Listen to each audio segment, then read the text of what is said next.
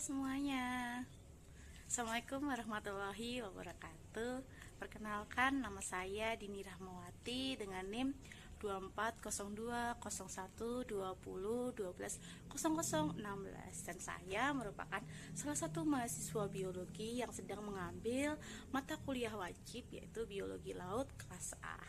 Nah, di sini saya akan menjelaskan sedikit informasi mengenai salah satu organisme laut yaitu Gelidium sp. Yuk ikut menyimak video dari saya. Nah, diawali dengan pengertian dari spesies Gelidium sp itu sendiri. Gelidium sp merupakan salah satu jenis alga merah yang banyak ditemukan dan dimanfaatkan di Indonesia. Salah satunya dimanfaatkan sebagai bahan pembuatan agar-agar.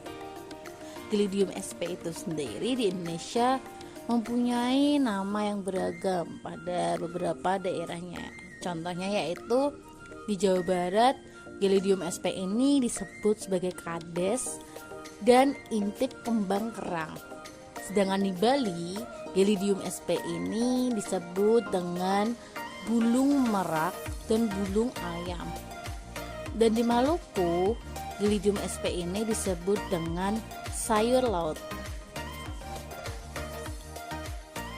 Sebenarnya, bagaimana sih cara untuk mengetahui spesies Gelidium sp itu sendiri? Nah, kita akan masuk ke topik pembahasan yang kedua, yaitu karakteristik spesies Gelidium sp. Gelidium sp merupakan salah satu jenis alga merah ya, yang tumbuh di daerah dengan aliran yang deras atau daerah intertidal dan daerah subtidal. Gelidium sp ini juga dapat dijumpai pada kedalaman 2-20 meter dan substrat dasar tempat melekatnya berupa batu karang mati, gamping, dan batu vulkanik. Gelidium sp cenderung menyukai lingkungan dengan kadar garam yang tinggi seperti pantai. Berdasarkan proses biosintesisnya, Gelidium sp ini kaya akan senyawa turunan dari oksidasi asam lemak yang disebut osipilin. Nah, Gelidium sp ini juga membentuk jumbayan yang rimbun, memiliki cabang yang banyak, kaku, dan konsisten, serta berwarna merah kecoklatan dan berbentuk seperti rumput atau semak. Warna merah ini disebabkan oleh pigmen phycoerythrin. Selain itu, Gelidium sp memiliki panjang kurang lebih dari 20 cm dan lebar 1,5 mm. Bagian tubuh Gelidium sp ini terdiri dari talus dan tetraspora. Talusnya berwarna merah, coklat, dan pirang. Sedangkan organ reproduksinya ini berukuran makroskopis. Sistokarpnya memiliki lubang kecil atau yang biasa disebut dengan osteolo yang berada pada kedua belah sisi talus. Dan tetrasporanya ini membelah krusiat atau tetrahedral. Krusiat merupakan salah satu susunan dari spora. Yang berikutnya yaitu klasifikasi spesies Gelidium sp. Gelidium sp termasuk ke dalam kingdom Archaeplastida dengan divisi Rhodophyta, kelas Rhodopiceae, ordo Gelidiales, famili Gelidiacea, genus Gelidium, dan nama spesiesnya yaitu Gelidium sp. Gelidium sp ini termasuk ke dalam kingdom Archaeplastida. Hal ini dikarenakan semua anggota dari Gelidium sp ini merupakan takson yang berasal dari peristiwa endosimbiotik. Sampai karakteristik ini berarti teman-teman sudah mengerti dan memahami mulai dari pengertian dari Gelidium sp itu, karakteristik, morfologi, dan klasifikasi Gelidium sp. Nah, tidak afdol kalau teman-teman tidak mengetahui bagaimana sih cara Gelidium sp ini bereproduksi. Nah, kita akan masuk ke pembahasan perkembangbiakan Gelidium sp. Cara perkembangbiakan dari Gelidium sp ini dapat dilakukan dengan dua cara, yaitu secara aseksual dan seksual. Perkembangbiakan aseksual Gelidium sp berlangsung dengan pembentukan spora haploid yang dihasilkan oleh sporangium atau talus ganggang yang diploid.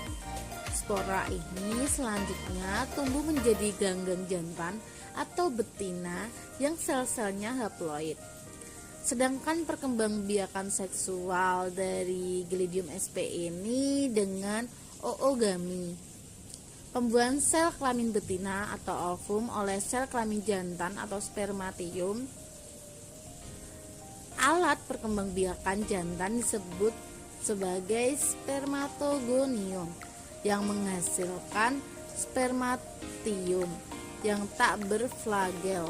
Sedangkan alat kelamin betina disebut carpogonium yang menghasilkan ovum tentunya. Hasil dari pembuahan sel ovum oleh spermatium adalah zigot yang diploid. Selanjutnya, zigot itu akan tumbuh menjadi ganggang baru yang menghasilkan aplanospora dengan pembelahan meiosis. Spora haploid akan tumbuh menjadi ganggang penghasil gamet. Jadi pada Gelidium sp ini terjadi pergiliran keturunan antara sporofit dan gametofit. Begitu teman-teman semua. Sebenarnya Gelidium sp ini termasuk ke dalam spesies yang bersifat negatif atau positif bagi manusia ya.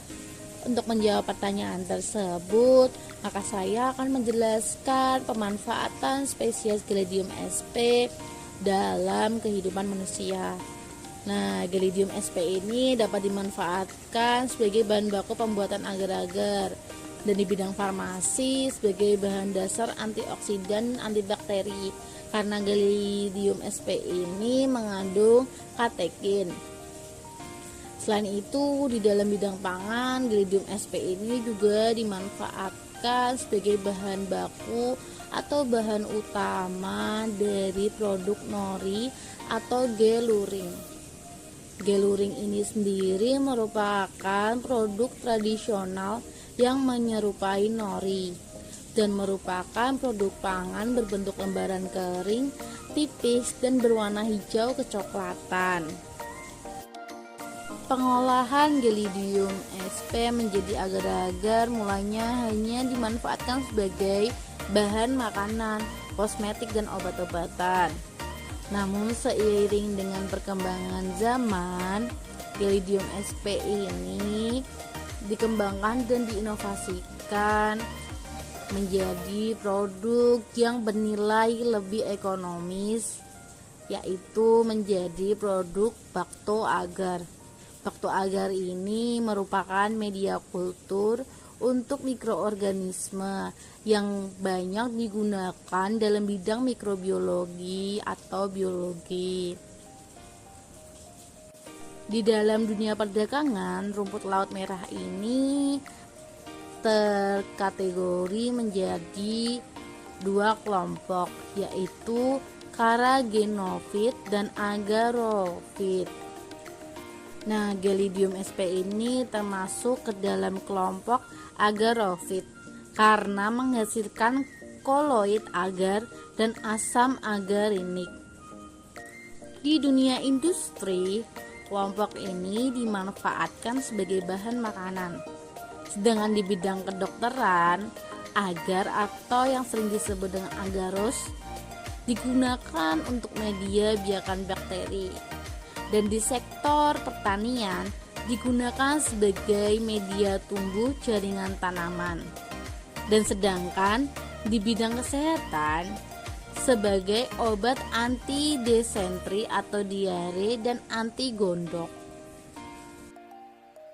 Berdasarkan penjelasan saya, pastinya sekarang teman-teman lebih mengetahui tentang spesies Gelidium sp ini sendiri, bukan?